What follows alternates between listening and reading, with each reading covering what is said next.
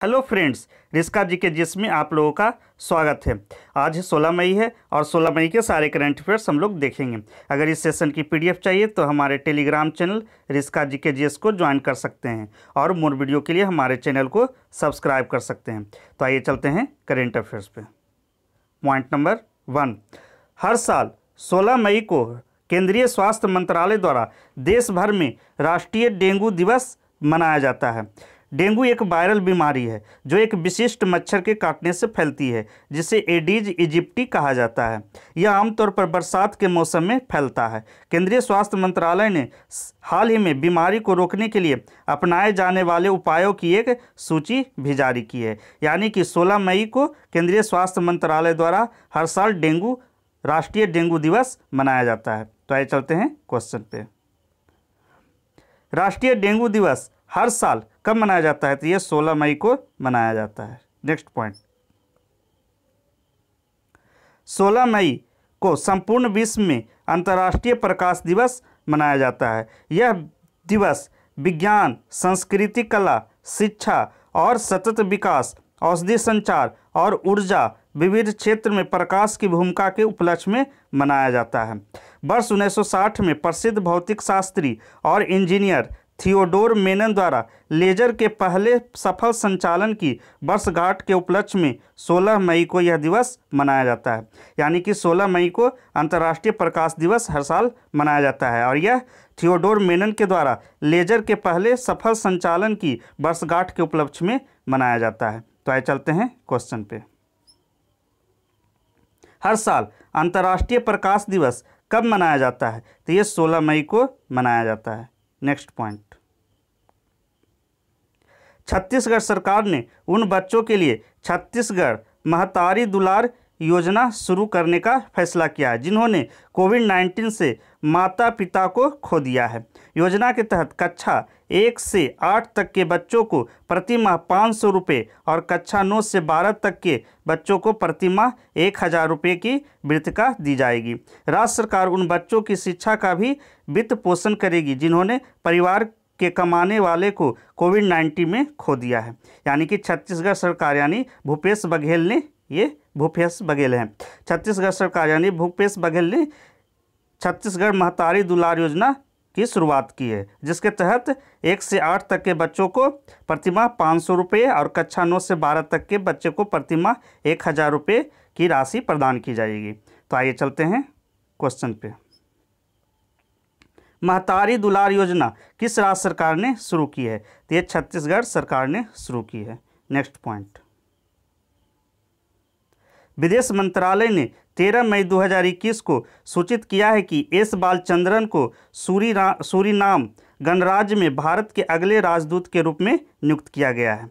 यानी कि विदेश मंत्रालय द्वारा 13 मई 2021 को एस बालचंद्रन को सूरी गणराज्य का अगला राजदूत नियुक्त किया गया है। तो आइए चलते हैं क्वेश्चन पे। मई 2021 में सूरीनाम गणराज्य में भारत के अगले राजदूत के रूप में किसे नियुक्त किया गया है? तो ये एस बालचंद्रन को नियुक्त किया गया है। नेक्स्ट पॉइंट,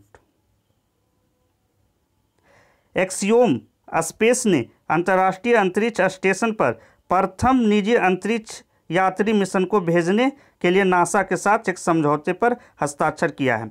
एक्सियोम मिशन को 2022 में निष्पादित किया जाएगा और इसे फ्लोरिडा में नासा के कैनेडी स्पेस सेंटर से प्रक्षेपित किया जाएगा।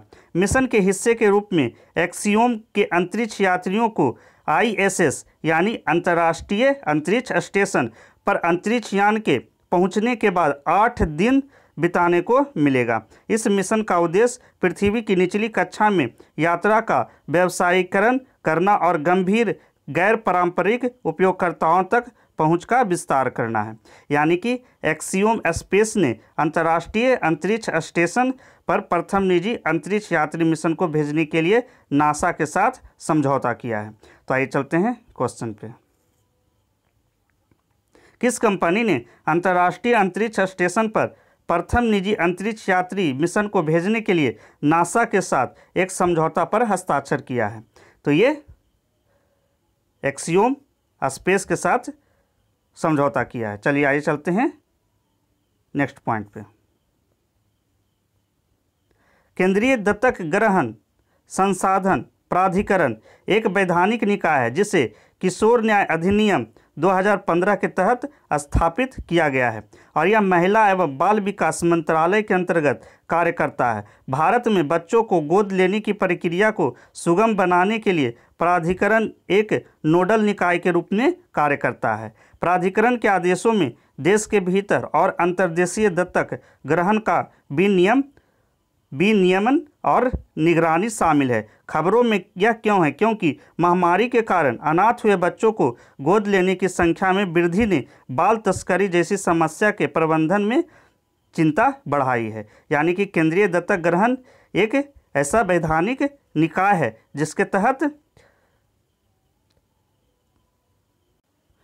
जिसके तहत बच्चों को गोद लेने की प्रक्रिया को सुगम बनाता है। तो आइए चलते हैं क्वेश्चन पे। हाल ही में खबरों में रहा केंद्रीय दत्तक ग्रहण संसाधन प्राधिकरण किस प्रकार का निकाय है? तो एक वैधानिक निकाय है। नेक्स्ट पॉइंट, हरियाणा राज्य ने हाल ही में हरियाणा की वन्य जीव गणना 2021 के एक हिस्से के रूप में एक बंदरों की गणना करवाई है। यह पूरी कवायद भारत की वन्य जीव गणना 2021 के तहत की गई है। भारतीय वन्य जीव संस्थान द्वारा यह गणना अभ्यास आयोजित किया गया था। बंदरों की गणना में स्थानीय लोगों की भागीदारी देखी गई है, जिसके तहत 3 दिनों में 600 लोगों द्वारा 6000 बंदरों को देखा गया था। भारतीय वन्य जीव संस्थान द्वारा विकसित किए गए वाइल्ड लाइफ सेंसस हरियाणा नामक एक मोबाइल एप्लीकेशन की सहायता से यह गणना की गई है। खबरों में यह क्यों है? क्योंकि यह गणना राज्य में मानव बंदर संघर्षों की संख्या में वृद्धि के कारणों का पता लगाने के लिए की गई है। यानी कि हरियाणा राज्य सरकार ने हरियाणा की वन्य जीव गणना 2021 के तहत ये जनगणना करवाई है जो कि बंदरों पर आधारित है। तो आइए चलते हैं क्वेश्चन पे। किस राज्य ने हाल ही में वन्य जीव गणना के एक हिस्से के रूप में बंदरों की गणना करवाई है? तो ये हरियाणा सरकार ने करवाई है।